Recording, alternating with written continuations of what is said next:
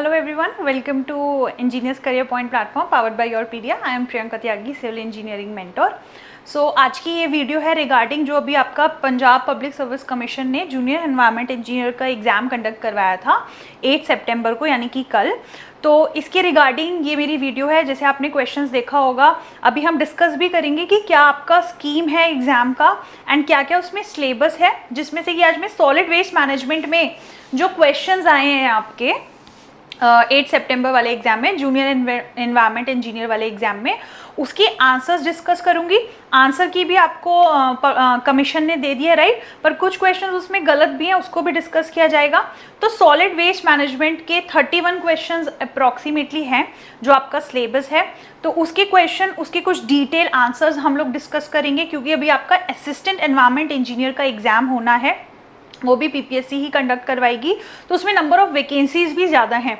तो अगर आप देखोगे आपके पास लगभग 4 यूनिट्स हैं इस सिलेबस के अंदर, तो आपका जो सिलेबस है काफ़ी कन्फाइंड है, आपको इतना ज़्यादा नहीं पढ़ना, अनलाइक अदर स्टेट्स जहाँ पे अगर आप देखोगे एनवायरनमेंट इंजीनियर का सिलेबस बहुत वास्ट होता है, बट पीपीएससी ने जो आपको सिलेबस दिया है वो काफ़ी कन्फाइंड है। तो आपके पास काफ़ी अच्छी अपॉर्चुनिटी है इस एग्ज़ाम के लिए स्टडी करने की, ठीक है। इस एग्ज़ाम को आप क्रैक भी कर सकते हैं बहुत ही अच्छे मार्क्स से। तो अगर आप देखोगे हमने जो आपको मटेरियल प्रोवाइड किया है उसी से क्वेश्चंस आए हैं। सॉलिड वेस्ट मैनेजमेंट में जो वेस्ट मैनेजमेंट है, एंड इवन जो आपका जो सिविल वाले स्टूडेंट्स अपना बीटेक में एनवायरनमेंट पढ़ते हैं उससे रिलेटेड भी जो क्वेश्चंस है उसके बारे में हम डिस्कस करेंगे, ठीक है।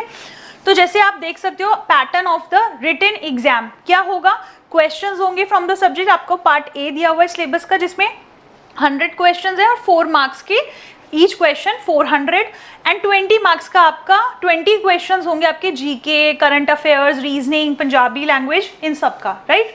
तो पार्ट ए में जैसे मैंने आपको बोला कि मैं आपको आज सॉलिड वेस्ट मैनेजमेंट के क्वेश्चंस बताऊंगी जो एग्जाम में आपके आए हैं, उनका डिटेल सोल्यूशन। तो सॉलिड वेस्ट मैनेजमेंट में जो आपका सिलेबस है, लगभग उन्होंने क्या किया है एग्जाम में, हर एक पॉइंट को रेफर किया है जो कि ज़्यादा इंपॉर्टेंट है एक एनवायरनमेंट इंजीनियर के रोल के लिए, राइट। तो बहुत स्टूडेंट्स काफ़ी ज़्यादा फोकस करते हैं कोई एक छोटी सी चीज़ पे जो नहीं गिवन होगी, क्योंकि वो इतनी लीस्ट इंपॉर्टेंट है, rather than focusing on the जो मेजर इंपॉर्टेंट पार्ट है आपके सिलेबस का। जैसे सॉलिड वेस्ट मैनेजमेंट में देखो सिलेबस में क्या क्या गिवन आपको, म्यूनिसिपल वेस्ट, इंडस्ट्रियल हैजार्डस। अगर आप कोई भी स्टेट के एग्जाम उठा के देखो, क्वेश्चन पेपर उठा के देखो एनवायरनमेंट इंजीनियर का, तो हैजार्डस वेस्ट और म्यूनिसिपल वेस्ट, इवन आजकल बायोमेडिकल वेस्ट से भी काफ़ी पूछा जा रहा है, ऐसे ही आपके इस एग्जाम में पूछा गया है, राइट। फिर जैसे मैंने आपको बोला कि एनवायरनमेंट जो आप टेक्निकल पार्ट पढ़ते हो, जैसे कि डिस्पोजल टेक्निक्स हो गई, ये ट्रीटमेंट मेथड्स हो गए, secondary treatment, primary treatment and even tertiary treatment भी आपको इस सिलेबस के अंदर गिवन है। फिर सीवर्स भी आपको गिवन है, जिसमें hydraulic design of the sewer पूछा है। Think this is visible, right, this is the syllabus. तो ये सारी चीज़ें आपकी सिलेबस में गिवन है, जिसमें से कि सीवर से भी आपका क्वेश्चन आया है, ठीक है। टर्शियरी ट्रीटमेंट जैसे डिसइंफेक्शन से भी क्वेश्चन आया है। फिर हैजार्डस वेस्ट से रिलेटेड भी क्वेश्चन आपका आया है। एक्टिवेटेड स्लज प्रोसेस वैसे भी एग्जाम के लिए इंपॉर्टेंट होती है, इससे भी क्वेश्चन आया है। आपका स्लज ब्लैंकेट रिएक्टर से भी क्वेश्चन है, ठीक है। एंड आपका ये जो बायोलॉजिकल वेस्ट ट्रीटमेंट होती है, सम डिस्पोजल मेथड्स जैसे कि इंसिनरेशन, इन सभी चीज़ों से क्वेश्चन आया, और ये इंपॉर्टेंट भी रहता है एग्जाम के लिए। किसी भी आप एनवायरनमेंट इंजीनियर के एग्जाम के लिए पढ़ोगे तो ये क्वेश्चंस पूछे ही जाते हैं, ठीक है। दिस इज नथिंग न्यू कि आप अगर बोलो कि कुछ आउट ऑफ द बॉक्स आ गया, सिलेबस से हट के कुछ नहीं आया है। तो अब इसी के रिगार्डिंग क्वेश्चन देखते हैं जो आपका पूछा गया है कल वाले एग्जाम में।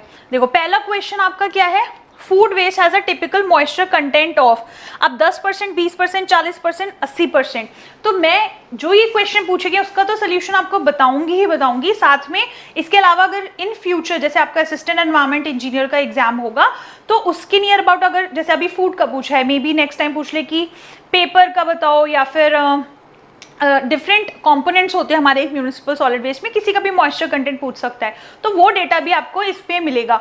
एंड अगर आपको ये पीडीएफ चाहिए तो आप हमारा टेलीग्राम चैनल ज्वाइन कर सकते हैं, इंजीनियर करियर पॉइंट के नाम से है, ठीक है। उस पर आपको ये पीडीएफ मिल जाएगी, किसी भी तरह की क्वेरी है यू कैन आस्क वहाँ पे। तो फूड वेस्ट का टिपिकल मॉइस्चर कंटेंट देखो, पूरा डेटा मैंने आपको दिया है एक म्यूनिसिपल सॉलिड वेस्ट में, जैसे जो कंपोनेंट्स होते हैं, जैसे फूड वेस्ट है आपका, राइट, आपका पेपर होता है,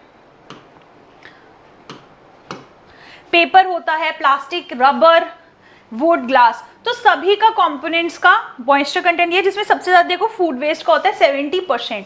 तो आपका जो यहाँ पे क्वेश्चन था उसमें कौन सा आंसर मोस्ट करेक्ट है? D option 80%। तो इन फ्यूचर अगर कभी भी आपको पूछ लिया जाए कि रबर, वुड, ग्लास, इन सब का कितना परसेंट मॉइस्चर कंटेंट होता है तो आप इसको रेफर कर सकते हो, राइट। नेक्स्ट क्वेश्चन आपका है इसमें, which among the following waste has high when compare to other waste given below. ठीक है, जैसे food waste, plastic, paper, garden waste, इन सब में से किसकी हीट वैल्यू ज्यादा होती है? तो देखो फिर से मैंने सारे कंपोनेंट्स लिख दिए हैं, हीट वैल्यू सबके सामने। तो सबसे ज्यादा किसकी दिख रही है? जो प्लास्टिक है, राइट। प्लास्टिक की हीट वैल्यू कितनी है आपकी? 32,564 किलो जूल पर केजी। उसके बाद किसकी होती है? पेपर की होती है। तो प्लास्टिक, फिर उससे कम होती है पेपर की, देन आपका फूड वेस्ट, देन ग्लास की होती है। तो इसके अंदर कौन सा ऑप्शन दिया है प्लास्टिक्स वाला? B option. तो ये आपका करेक्ट है। तो अगर आपको कंफ्यूजन है कि आंसर की में आंसर्स ठीक हैं या नहीं है, हम कहाँ से मैच करें, तो भी आप इसको रेफर कर सकते हो इस फाइल को, राइट। नेक्स्ट क्वेश्चन है अब आपका क्वेश्चन नंबर 3। ये भी देखो कोई डिफिकल्ट क्वेश्चंस नहीं है। अगर आपके पास डेटा है, आपको सारे डेटा प्रोवाइड किए हुए हैं, तो आप आराम से इन क्वेश्चन को आंसर कर सकते हो। थर्ड क्वेश्चन पूछा है, which method is suitable for hazardous solid waste management. तो हैजार्डस सॉलिड वेस्ट है, उसको मैनेज करने के लिए कौन सा मेथड यूज कर सकते हो? देखो हैजार्डस वेस्ट है तो ऑब्वियसली आप कंपोस्टिंग नहीं करोगे, ठीक है, आप ओपन डंपिंग नहीं करोगे। अब आपके पास क्या ऑप्शन बचा? हाई टेम्परेचर इंसिनरेशन और बायोलॉजिकल ट्रीटमेंट। तो हम क्या करते हैं? हाई टेम्परेचर इंसिनरेशन करते हैं। तो बेसिकली देखो इंसिनरेशन क्या होती है? सबसे इफेक्टिव मेथड है for reducing the volume, solid waste का वेट रिड्यूस करने का, ठीक है। इसमें हम क्या करते हैं? लार्ज फर्नेस होते हैं, बड़े बड़े फर्नेस होते हैं, उसमें हम क्या करते हैं? उसको बर्न किया जाता है। तो इसमें क्या होगा? लास्ट में एशेज ही रह जाती है। तो बहुत ही आप बोल सकते हो कि काफी अच्छा मेथड है ये, ठीक है। इससे आपका पोल्यूशन नहीं कॉज होता, जैसे बाकी सब में क्या है, अगर आप ओपन डंपिंग करते हो, कंपोस्टिंग करते हो, तो गैसेस भी कुछ इवॉल्व होती है। तो इंसिनरेशन, आप एक क्लोज चैम्बर के अंदर इसको क्या कर रहे हो? हीट कर रहे हो अपने वेस्ट को। तो विच among the following does not require oxygen supply. तो हमें सबको पता है पायरोलिसिस है। इंसिनरेशन और पायरोलिसिस में डिफरेंस भी पूछा जाता है, ठीक है। तो पायरोलिसिस में क्या होता है? कंबशन हो रहा है विदाउट ऑक्सीजन। तो पायरोलिसिस क्या है? केमिकली डिकम्पोजिंग ऑर्गेनिक मटेरियल्स जैसे कि प्लास्टिक, रबर, इन सबको आप हाई टेम्परेचर पे हीट करते हो in the absence of oxygen, right. तो ये होती है हमारी पायरोलिसिस। नेक्स्ट क्वेश्चन पूछा था, कौन सा करेक्ट हायरार्की है इन म्यूनिसिपल सॉलिड वेस्ट मैनेजमेंट। तो हम जब भी सॉलिड वेस्ट मैनेजमेंट, ये क्वेश्चन ऐसे है कि अगर आप बोलो कि हमने जी पढ़ा नहीं है तो नहीं ही कर सकते, ये तो आप कॉमन अपने कहते हैं ना, कॉमन सेंस भी इसमें यूज कर सकते हो, राइट। तो अगर आपको कोई मैनेजमेंट करनी है म्यूनिसिपल सॉलिड वेस्ट की, तो आप हमेशा क्या करोगे? सबसे पहले तो ऑब्वियसली आप वेस्ट को प्रिवेंट करोगे ना। आप करोगे कि भाई कम से कम वेस्ट जनरेट हो, प्रिवेंशन करोगे वेस्ट की। देन आप क्या करोगे? उसको रिसाइकिल करोगे अगर वेस्ट होता है, फिर वेस्ट की प्रोसेसिंग एंड देन उसको डिस्पोज कर दोगे बाय एनी मेथड, जैसे कि लैंडफिल हो गया। तो ए ऑप्शन करेक्ट है। जैसे कि अगर मैं आपको हायरार्की एक्सप्लेन करूं, तो सबसे पहले हम प्रिवेंशन करते हैं किसी चीज की, फिर उसको हम रिड्यूस करने की कोशिश करते हैं, फिर reuse, then recycle, then we recover. Recover कैसे? या तो आप क्या कर लो, उसको प्रोसेसिंग कर रहे हो, ठीक है, जो जो काम की चीज है उसको आप रिकवर कर सकते हो, देन बाकी जो बचा आप उसको डिस्पोज कर सकते हो। 6th क्वेश्चन वाज यूट्रोफिकेशन क्या होता है। तो हम सबको पता है, जब न्यूट्रिएंट्स एक वाटर बॉडी में जब प्लांट न्यूट्रिएंट्स की एक्यूमुलेशन हो जाती है, उस प्रोसेस को हम क्या बोलते हैं? यूट्रोफिकेशन बोलते हैं। सो सी ऑप्शन इज करेक्ट। ये भी आपका इजी क्वेश्चन है। नेक्स्ट आपका क्वेश्चन है इसमें, देखो ये भी कितना इजी क्वेश्चन है। अगर हम सोचें कि भाई म्यूनिसिपल सॉलिड वेस्ट नहीं आता, हम कैसे करेंगे इस क्वेश्चन को, तो मॉइस्चर कंटेंट पूछा है। मॉइस्चर कंटेंट आप किसी चीज का कैसे निकाल रहे हो? एक आपके पास कोई वैल्यू है, ठीक है, मतलब कोई फूड वेस्ट है जो वेट वेस्ट है उसका, ठीक है, आपने उसको ड्राई कर दिया, ड्राई करने के बाद आपको ड्राई वॉल्यूम मिल गई। तो मॉइस्चर कंटेंट कैसे निकालोगे? जितना उसके अंदर मॉइस्चर था वो कैसे मिलेगा? उसका जो एक्चुअल स्टेट में था माइनस जो ड्राई स्टेट है अपॉन जो एक्चुअल वेट था। तो जैसे 50 ग्राम का इसमें बोला है म्यूनिसिपल सॉलिड वेस्ट है, उसको ओवन ड्राई किया, देन आफ्टर ड्राइंग 40 ग्राम आपको उसका ड्राई वेस्ट मिल गया, राइट। मॉइस्चर कंटेंट कैसे निकलेगा? 50 माइनस 40 अपॉन 50 इंटू 100। तो ये आई गेस आपका 20% आएगा। तो 7 का है आपका B option, right. 8th question बोल रहे हैं, stabilisation pond in effective biological agent is. तो जो स्टेबलाइजेशन बॉन्ड होते हैं हमारे, वे स्टेबलाइजेशन या ऑक्सीडेशन बॉन्ड्स होते हैं, उसमें कौन कौन से जो बायोलॉजिकल एजेंट है जो आपके काम आते हैं, जैसे ग्रीन एल्गी, ठीक है, प्रोटोजोआन्स, फंजाई। ये जो वायरस है ये इनइफेक्टिव एजेंट है, ये कोई आपके यूज नहीं आता स्टेबलाइजेशन बॉन्ड में, so D is the correct answer. As you can see मैंने यहाँ पे पूरी प्रोसेस दिखाई है कि वे स्टेबलाइजेशन बॉन्ड में क्या होता है, सिम्बायोटिक रिलेशन बनता है इसमें एल्गी के बीच में और आपका, जैसे it is also called lagoons, जो वे स्टेबलाइजेशन बॉन्ड्स होते हैं इनको हम लगून्स भी बोलते हैं, स्टेबलाइजेशन बॉन्ड्स भी बोलते हैं, तो शैलो बॉन्ड्स होते हैं, राइट। तो इसमें क्या होता है, सनलाइट से, यहाँ पे ये सन है, ठीक है, सनलाइट मिलेगी, एल्गी उसको यूज करेगा।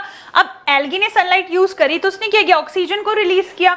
ऑक्सीजन कौन यूज कर रहा है, बैक्टीरिया यूज कर रहा है। अब बैक्टीरिया क्या करेगा, जो ऑर्गेनिक मैटर है उसको डिकम्पोज करेगा।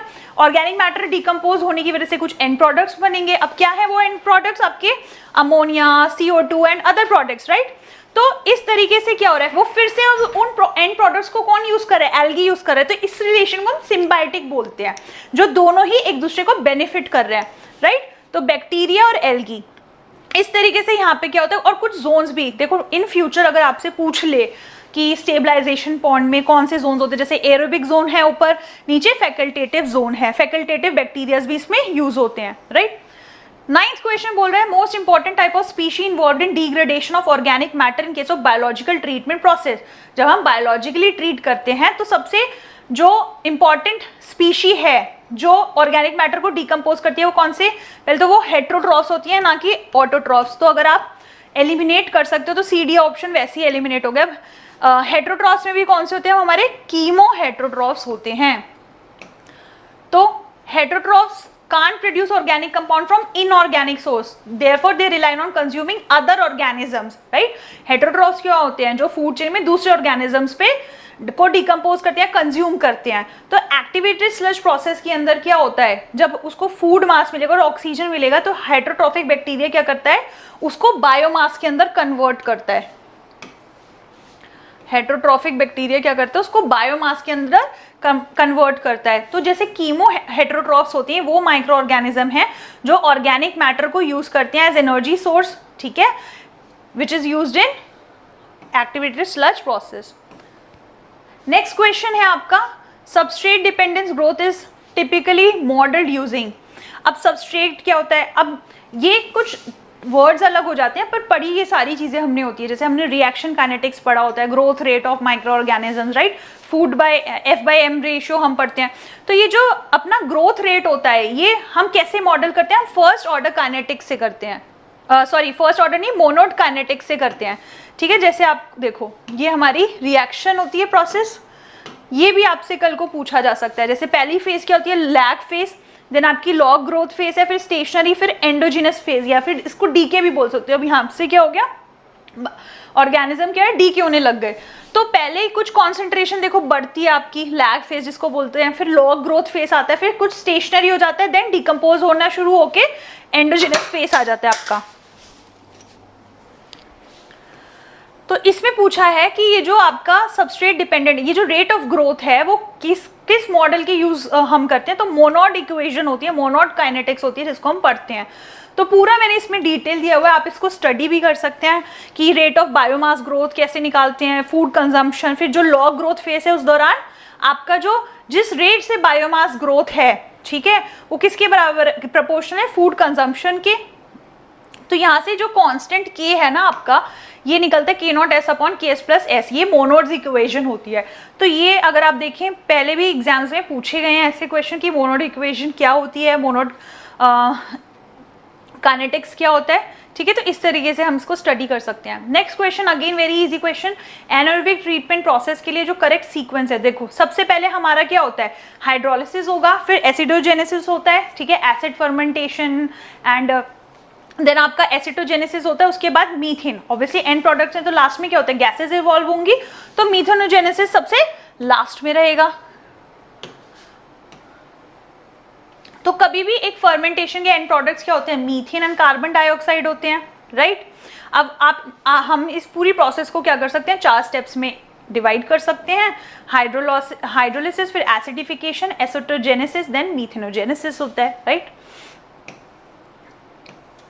अब पूरी प्रोसेस क्या है कि हाइड्रोलिसिस कौन कैरी करता है, कौन से मॉलिक्यूल्स कैरी कर सकते हैं, सारी डिटेल्स मैंने यहाँ पे दे दी है। In a batch system declining bacterial growth, देखो सेम ही क्वेश्चन फिर से अलग तरीके से पूछ लिया कि जो डिक्लाइनिंग बैक्टीरियल ग्रोथ है कौन से फेज में ऑब्जर्व करते हैं। तो मैंने बताया आपको पहला क्या होता है, लैग था, देन लॉग ग्रोथ फेज था, फिर स्टेशनरी और फिर एंडोजेनस फेज था, यानी कि जब डिक्लाइन होने शुरू हो जाते हैं, यानी डेथ फेज या फिर इसको डीके फेज भी बोल सकते हैं। तो ये डीके फेज होता है जब बैक्टीरियल ग्रोथ क्या करती है, डिक्लाइन होने लग जाती है। देन थर्ड क्वेश्चन पूछा है coagulants used in water treatment function better when raw water is. तो रॉ वाटर को एल्कलाइन होना जरूरी है। अगर ये क्वेश्चन हम ये भूल जाएं एसिडिक एल्कलाइन क्या, तो अगर कोएगुलेंट्स के आपको नाम याद है जैसे कि एलम होता है, कॉपरस होता है, तो इनकी वर्किंग पीएच रेंज भी होती है, राइट।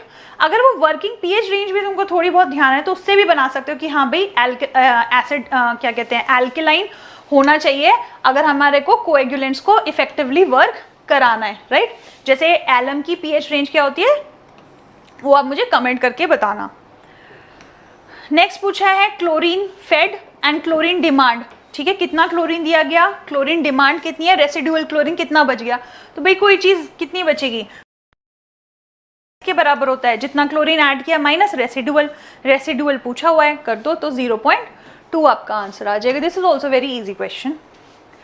फिर 15 था एक्टिवेटेड स्लज प्रोसेस में जो F/m रेशियो होता है वो किस रेंज में होना चाहिए। तो ये थोड़े फैक्चुअल क्वेश्चंस होते हैं कि अगर आपको ये डाटा याद है तो ही आप कर सकते हो, राइट। तो अब इस क्वेश्चन को ये एग्जाम में आ गया तो यहाँ पे आप क्या कर सकते हो, आगे वाले एग्जाम्स के लिए इस चीज़ को ध्यान रख सकते हो कि भाई F/m रेशियो अगर पूछ लिया तो मुझे ये डेटा पता होना चाहिए। तो अगर आप देखो हमारे जो पूरा हमारे एक्टिवेटेड स्लज प्रोसेस होती है उसमें जो प्रोसेस के भी तरीके होते हैं, कुछ कन्वेंशनल, कुछ आपका कॉन्टैक्ट स्टेबलाइजेशन, टेपर्ड एरेशन। तो अगर सब में अगर आप देखो F/m की रेशियो 0.4 से 0.3 तक ही वेरी कर रही है, तो इसका मोस्ट प्रोबेबल आंसर कौन सा होगा, 15 का ए, ठीक है। तो इतना याद रखना। अब इससे ये पता लग गया तुम्हें F/m ASP का जो होगा 0.4 से 0.8, मतलब इससे ज़्यादा एक्सीड नहीं करेगा 0.4 से 0.3 तक। फिर आपका नेक्स्ट क्वेश्चन है इसमें hardness can be remove by boiling if it is due to. अब पता है हार्डनेस क्या होती है, टेम्पररी हार्डनेस होती है और परमानेंट हार्डनेस होती है। टेम्पररी हार्डनेस को कार्बोनेट हार्डनेस भी बोल देते हैं, ठीक है। इसको आप क्या कर सकते हो, बॉयल करके भी रिमूव कर सकते हो, पर जो परमानेंट हार्डनेस है उसको हम नहीं कर सकते। तो कौन सी hardness which can be remove by boiling, temporary hardness, यानी कि कैल्शियम बाय कार्बोनेट को आप रिमूव कर सकते हो, ठीक है। तो परमानेंट हार्डनेस के लिए zeolite process, lime soda process, ये सब प्रोसेस रिक्वायर्ड होती हैं। देन मीथेमोग्लोबिनीमिया डिजीज जो है वो क्यों होती है, हमें इतना याद आ जाता है इसको नाम को सुनते ही कि नाइट्रेट्स की वजह से होती है। अब क्या वो जो नाइट्रेट्स हैं वो नाइट्राइट्स में कन्वर्ट हो जाते हैं और वो हीमोग्लोबिन के साथ आपका मिक्स हो जाता है, ठीक है, जिसकी वजह से इसको क्या दूसरा क्या नाम बोला जाता है, ब्लू बेबी डिजीज भी बोलते हैं हम। It is caused in children due to the conversion of nitrates to nitrites, ठीक है। तो हीमोग्लोबिन एंड CO2 नहीं रिएक्ट करते हैं, नाइट्रेट आपका नाइट्राइट में कन्वर्ट होता है, फिर वो आपके हीमोग्लोबिन के साथ रिएक्ट कर जाता है, ठीक है। तो मीथेमोग्लोबिन जो बनता है ना आपका, haemoglobin carries oxygen in our blood, ठीक है। तो जो मीथेमोग्लोबिन बना आपका, ये किसकी फॉर्म बनी, जब नाइट्राइट में कन्वर्ट होकर हीमोग्लोबिन से मिक्स हो जाए। तो जो मीथोग्लोबिन है वो ऑक्सीजन कैरी नहीं करने देता, ठीक है, वो रिप्लेस कर दिया उसने हीमोग्लोबिन को। इस वजह से क्या होता है, ये ब्लू बेबी डिजीज हो जाती है, ठीक है। नाइट्राइट जो है रिएक्ट कर जाता है ब्लड के साथ। अब विच of the following temperature is optimum for incinerator, ये भी अगर आपने कई एग्जाम्स में ये वाला क्वेश्चन देखा होगा, तो ऐसे क्वेश्चंस तो आप छोड़ ही नहीं सकते हो एग्जाम देने से पहले। तो इंसिनरेटर में क्या होता है, 900 से 1100 डिग्री सेल्सियस का आपका ऑप्टिमम टेम्परेचर रहता है। Collection system recommended at the area, किस किस तरीके से आप कलेक्ट कर सकते हो, ये भी मैंने आपको नोट्स में दिया हुआ है सब कुछ, कि कर्ब सर्विस होती है, stationary container, haul container, set out. तो देखो कर्ब सर्विस क्या हो गई, जैसे आपके घर के आसपास कोई ऐसे आप खुद जाके कूड़ा डाल के आ रहे हो, कोई जगह ऐसे रखी हुई है, ठीक है, ये हो गया स्टेशनरी। आपने देखा होगा थोड़ा स्टेशनरी सिस्टम रखा रहता है, उसमें भी हम वेस्ट को डंप कर देते हैं। देन तीसरी क्या पूछी इसमें, कर्ब सर्विस है, stationary container, then haul container, set out setback. Set out setback मतलब कि आपके घर में कोई आता है, डस्टबिन उठाएगा, जैसे आती है ना स्वच्छ भारत की गाड़ी, तो आया डस्टबिन उठाया, वापस उसने कूड़ा डाला उस गाड़ी में, वापस आपके डस्टबिन को रख दिया, ठीक है। This is the set out setback service. तो collection system at the areas जहाँ पे हाई जनरेशन रेट है, जहाँ पे बहुत ज़्यादा वेस्ट प्रोड्यूस होता है, तो वहाँ पे आप हॉल सिस्टम यूज़ करोगे, ठीक है। जो बड़ी बड़ी गाड़ियाँ आती हैं ना, ये हॉल मतलब क्या होता है, जो चलती हैं गाड़ियाँ, तो जो बड़े बड़े ट्रक्स होते हैं इनको वहाँ पे यूज़ किया जाता है। Next question is which of the following can not be considered as part of integrated solid waste principle. तो इंटीग्रेटेड सॉलिड वेस्ट मैनेजमेंट का देखो क्या मतलब है कि आप रिड्यूस कर रहे हो वेस्ट को, कलेक्ट कर रहे हो, कंपोस्टिंग, रिसाइकलिंग, डिस्पोजल। वही जो वेस्ट मैनेजमेंट की हायरार्की हमने देखी थी कि आप पहले तो क्या करोगे, वेस्ट को मिनिमाइज करने की कोशिश, पहले तो प्रिवेंट करने की कोशिश करोगे, राइट, मिनिमाइज करने की कोशिश करोगे। उसके बाद आप रीयूज, रिड्यूस, रिसाइकल, ये सारी चीज़ें अपनाओगे, फिर उसके बाद रिकवर करोगे एंड फाइनली उसको डिस्पोज कर दोगे। तो इसने पूछा कौन सा जो है इसको, जो इसमें कंसिडर नहीं है, वेस्ट मैक्सिमाइजेशन। ऑब्वियसली आप वेस्ट को मैक्सिमाइज थोड़ा ना करोगे, फिर से कॉमन सेंस का क्वेश्चन, ठीक है। तो वेस्ट को मैक्सिमाइज थोड़ा ना करेंगे, वेस्ट को तो हम मिनिमाइज करने की, वेस्ट की प्रिवेंशन करने की कोशिश करेंगे ना। तो 20 का ए आपका ठीक दिया हुआ है। देन 21st क्वेश्चन है proportionate hydraulic mean depth circular channel की। अब देखो हाइड्रोलिक मीन डेप्थ पता है, तो इतना पता होगा वो क्या होता है, wetted area upon wetted perimeter होता है, राइट। तो प्रोपोर्शनेट इसने वर्ड यूज कर दिया है। अब देखो हाइड्रोलिक कैरेक्टरिस्टिक एक सीवर की, मान लो अगर वो फुल रन कर रहा है तो area of the cross section perimeter, तो ये d/4। ये भी क्वेश्चन पूछ लेता है कि अगर एक सीवर है रनिंग फुल, तो उसमें जो हाइड्रोलिक मीन डेप्थ होगी वो कितनी होगी। अब अगर वो सीवर पार्शियली फुल रन कर रहा है, ऐसे देखो कुछ एक एंगल पे ये अल्फा, तो आप डेप्थ निकाल सकते हो। तो कुछ प्रोपोर्शनेट डेप्थ होती हैं, प्रोपोर्शनेट पेरीमीटर। मैं ये बोलूँगी कि जो अब असिस्टेंट एनवायरनमेंट इंजीनियर का एग्जाम होगा ना, उसका लेवल ऑब्वियसली अप होगा इस एग्जाम से। तो हम इससे एक आइडिया भी ज़रूर लगा सकते हैं कि किस तरीके से क्वेश्चन पूछे जाएंगे। जैसे कि आपके न्यूमेरिकल हो सकते हैं वहाँ पे, बट ऐसे नहीं होंगे क्योंकि ऑब्वियसली कैलकुलेटर आपके पास नहीं है, बट चीज़ें ऐसी पूछी जा सकती है। जैसे मैंने अभी बताया d/4 है, तो कोई वैल्यू दे देगा, बताओ कि कितना होगा हाइड्रोलिक मीन रेडियस, राइट। या फिर ये जैसे आपके क्वेश्चंस हैं, प्रोपोर्शनेट डेप्थ पूछ लिया, 1/2 1 माइनस कॉस α/2, मे बी एक ऐसा एंगल दे दे जो कि कॉस समथिंग एंगल निकालना पॉसिबल है। तो ये वाले फॉर्मूलेस भी आपको याद रखने हैं कि प्रोपोर्शनेट डेप्थ सीवर में क्या होती है, ठीक है। और जो प्रोपोर्शनेट पेरीमीटर क्या होता है, α/360 डिग्री। देन प्रोपोर्शनेट एरिया क्या है, प्रोपोर्शनेट हाइड्रोलिक मीन डेप्थ क्या होती है, प्रोपोर्शनेट वेलोसिटी डिस्चार्ज। सो ये आगे के एग्जाम्स के लिए आपको ये चीज़ें याद रखनी है। So this PDF is very helpful, you can download it from the Telegram channel. Then size reduction municipal solid waste में साइज को कैसे रिड्यूस करते हैं। देखो श्रेडर्स होते हैं हमारे पास, ग्लास क्रशर्स भी होते हैं, वुड ग्राइंडर्स भी होते हैं, इन सारी चीज़ों को आप यूज़ कर सकते हो। So all of the above, right. Then next question क्या बोल रहा है कि waste is classified by United State Environment Protection Agency as hazardous if it exhibit the following characteristics. देखो इतनी बार मैंने हैजार्डस वेस्ट के, अगर आप जो यूट्यूब पे हमारे वीडियोस हैं, मेरी वो वीडियोस भी देखोगे, पूरा हैजार्डस वेस्ट मैनेजमेंट उसमें एक्सप्लेन किया हुआ है कि क्या होता है, कैसे उसको कैरेक्टराइज करते हैं। तो उसकी कैरेक्टरिस्टिक्स क्या होती है कि भाई टॉक्सिक होता है, ठीक है, इन्फ्लेमेबिलिटी उसकी होती है, रिएक्टिविटी होती है, कोरोसिव होता है और कार्सिनोजेनिक भी होगा, right. Carcinogenic means cancer causing, right. So जिसमें ये सारी चीजें होंगी, तो ignitability, reactivity, toxicity, carcinogenicity and corrosivity, तो ये सारे ऑप्शंस आपके करेक्ट हैं। इस तरीके से आप एक वेस्ट को क्या बोलते हो, हैजार्डस वेस्ट बोलते हो, राइट। नेक्स्ट क्वेश्चन है industrial waste. In the industrial waste following statement is not true. तो इंडस्ट्रियल वेस्ट के बारे में कौन सी स्टेटमेंट ट्रू नहीं है। देखो solid waste is generated from small and large industries, true. तो छोटी इंडस्ट्री हो, बड़ी इंडस्ट्री हो, सॉलिड वेस्ट प्रोड्यूस होगा। हाईली हेट्रोजिनस, हेट्रोजिनस का मतलब क्या होता है कि मिक्स वेस्ट है, राइट, एक होमोजीनियस वेस्ट नहीं है, ये भी सही बात है, हेट्रोजिनस होता है। फिर it is hazardous and non hazardous components are found, दोनों कंपोनेंट्स मिलते हैं। डी बोल रहा है ओनली हैजार्डस, नहीं, नॉन हैजार्डस कंपोनेंट्स भी होते हैं इंडस्ट्रियल वेस्ट के अंदर। इट इज नॉट नेसेसरी कि सिर्फ हैजार्डस वेस्ट ही होगा। Then 25th question, activated sludge process is, activated sludge process क्या होती है आपकी, एरोबिक होती है और ये बायोलॉजिकल ट्रीटमेंट वे है। देखो कल को अगर आपसे किसी और ट्रीटमेंट के लिए पूछ लिया जाए तो मैंने इसके लिए भी आपको डेटा दे दिया कि जो ट्रिकलिंग फिल्टर होता है ये भी एरोबिक प्रोसेस है। आरबीसी रोटेटिंग बायोलॉजिकल कॉन्ट्रैक्टर ये भी आपकी एरोबिक प्रोसेस है। एएसपी एक्टिवेटेड स्लज प्रोसेस भी एरोबिक है। Oxidation pond, then septic and Imhoff tank are anaerobic. फिर उसमें ये भी पूछ सकता है कि कौन सा अटैच ग्रोथ सिस्टम है, कौन सा सस्पेंडेड ग्रोथ सिस्टम है। सो वो भी मैंने आपको डेटा सारा दे दिया है। 26 क्वेश्चन बोल रहा है जो आपका अपफ्लो एनारोबिक स्लज ब्लैंकेट रिएक्टर होता है उसके बारे में कौन सी स्टेटमेंट जो है वो करेक्ट है। तो देखो इसका इसलिए मैंने इमेज आपके पास ले आई हूँ। तो इन्फ्लुएंट यानी कि आप वेस्ट को कहाँ से इंट्रोड्यूस कर रहे हो, बॉटम ऑफ द रिएक्टर। तो इसने पूछा है कहाँ से वेस्ट वाटर इज इंट्रोड्यूस, तो left side, right side, at the bottom of the reactor.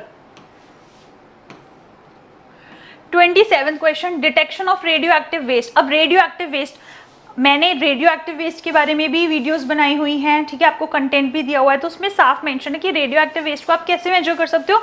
ये जो थर्मोल्यूमिनेसेंट डोजीमीटर है टीएलडी, इससे आप क्या कर सकते हो, इसको मेजर कर सकते हो, राइट। देखो इस तरीके से ये एक ये मीटर होता है, इससे ही आप रेडिएशंस को मेजर कर सकते हो। पूरा इसके बारे में एक्सप्लेन है, you can read. Then 28 peak factor for population. तो 7,50,000 से अबव अगर आपकी पॉपुलेशन होती है तो पीक फैक्टर होता है आपका 2। तो देखो पॉपुलेशन जैसे कम हो गई यानी कि सैंपल साइज कम होता जा रहा है, पीक फैक्टर बढ़ता जा रहा है। तो अगर 20,000 तक पॉपुलेशन है तो 3, 20,000 से 50,000 तो 2.5, and then 50,000 to 7,50,000 2.25, and then above this 2. So which option is correct? D option is correct. 29 permissible maximum velocity for concrete sewer pipe। ठीक है, इसमें सारे सीवर मटेरियल्स एंड उनकी क्या क्या परमिसिबल वेलोसिटीज होती हैं, limiting velocity I mention all those. अगर विट्रीफाइड टाइल या ग्लेज्ड ब्रिक होती है तो 4.5 से 5.5 होता है। कास्ट आयरन सीवर हैं तो 3.5 से 1.5 आप क्या करते हो, उसको परमिट कर सकते हो। स्टोनवेयर में 3 to 4, सीमेंट कॉन्क्रीट हो तो 2.5 से 3। और आपसे किसका पूछा है, सीमेंट कॉन्क्रीट सीवर ही पूछा है, तो 2.5 से 3 कौन सा ऑप्शन बना, ए। देन 30th क्वेश्चन है टिपिकल सीओडी कैरेक्टरिस्टिक जो ऑफ ओल्ड लीचेट, मतलब 25 से 30 साल पुराना कोई लीचेट हो तो उसमें टिपिकल सीओडी वैल्यू कितनी रहती है उसकी, वो रहती है 250 mg पर लीटर की। नेक्स्ट है माइक्रोवेविंग। अब माइक्रोवेविंग क्या है, जब हम हॉस्पिटल वेस्ट मतलब वहाँ से क्या बायोमेडिकल वेस्ट मिलता है। तो बायोमेडिकल वेस्ट को जब आप ट्रीट करते हो तो ऑटोक्लेविंग प्रोसेस भी होती हैं, माइक्रोवेविंग प्रोसेस भी होती हैं, बहुत सारी। तो इसमें पूछा ये जो माइक्रोवेविंग है ये कौन सी प्रोसेस है, तो ये आपकी थर्मल प्रोसेस है। ठीक है, माइक्रोवेव क्या है, मैकेनिकल भी नहीं होगी, chemical, biological. Again this is a question which is based on common sense, इसको आप वैसे भी एलिमिनेट कर सकते हो। तो ये 31 क्वेश्चंस हैं और देखो इसमें मैंने सारी प्रोसेस मेंशन कर दी कि 5 टेक्नोलॉजीज हैं जिससे आप बायोमेडिकल वेस्ट को क्या कर सकते हो, ट्रीट कर सकते हो, like chemical, thermal, mechanical, irradiation and biological. तो थर्मल के अंदर लो हीट सिस्टम्स भी होते हैं जिसमें ऑटोक्लेविंग, माइक्रोवेविंग आता है। देन हाई हीट सिस्टम भी होता है जिसमें आप इंसिनरेटर्स को यूज़ कर सकते हो। Then they are mechanical process also, mechanical जैसे डिवाइसेस, शेडिंग यूज़ कर लिया आपने, कॉम्पैक्शन कर दिया, irradiation process, and then biological process also. So these are 31 questions which were asked from solid waste management in your exam in junior environment engineer.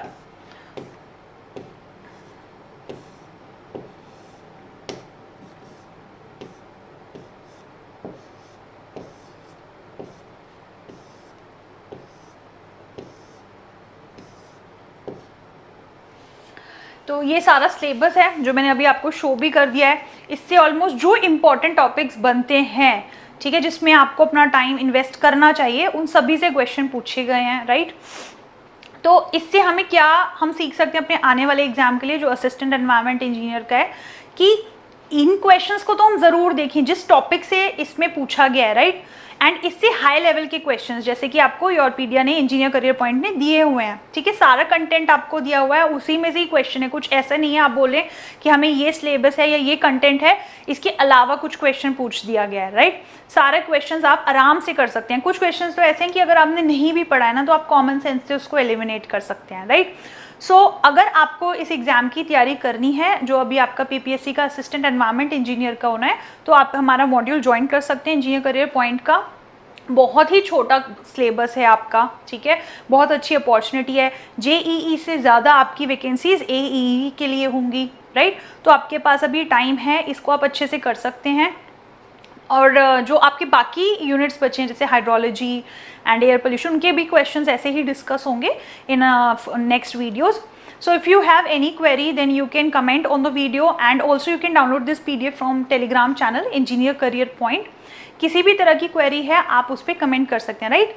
And कोई भी issue है इस exam से रिलेटेड, क्या चीज़ आपको समझ नहीं आ रही, you can comment on the video, right.